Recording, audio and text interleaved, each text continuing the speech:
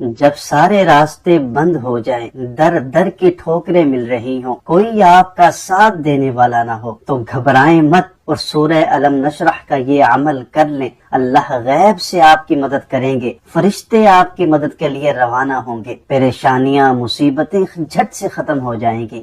یاد رکھیں یہ وہی سورہ ہے جس میں اللہ تعالیٰ نے اپنے پیارے حبیب کو ان کی پریشانی میں تسلی دی تھی، ہمدردی کا اظہار کیا تھا۔ یہ عمل کس طرح کرنا ہے ابھی میں عرض کرتا ہوں۔ اس عمل کی خاص اجازت اسی کو ہوگی جو کمنٹ باکس میں ایک مرتبہ محبت سے سبحان اللہ لکھے گا۔ دعاؤں میں شمولیت کے لیے اپنا نام، جگہ کا نام، اپنا مسئلہ ضرور بتائیں، آپ کے لیے خصوصی دعا کی جائے گی۔ عمل یہ ہے کہ آپ نے اول آخر ایک ایک مرتبہ درود ابراہیمی کے ساتھ درمیان میں 21 مرتبہ سورہ الم نشرح کی تلاوت کرنی ہے، اور پھر آپ نے پڑھ کر اپنے سینے پر پھونک مار دینا ہے۔ پھر جو ہوگا وہ پوری دنیا دیکھے گی، غیب سے آپ کی مدد کی جائے گی، ہر طرح کی پریشانی، مصیبت، تکلیف جھٹ سے ختم ہو جائے گی۔ اور اب سورہ الم نشرح پڑھنی کس طرح ہے ایک مرتبہ مجھ سے سن لیں، تاکہ آپ صحیح طور پر اپنی نمازوں میں اور اس عمل میں اس سورہ کی تلاوت کرنے کے قابل ہو جائیں، اور آپ کو صحیح طور پر اس کی برکات، فوائد و ثمرات حاصل ہوں۔ صدقہ جاریہ سمجھ کر اپنے سبھی دوستوں کے ساتھ سورہ الم نشرح کا یہ خوبصورت عمل لازمی شیئر کریں۔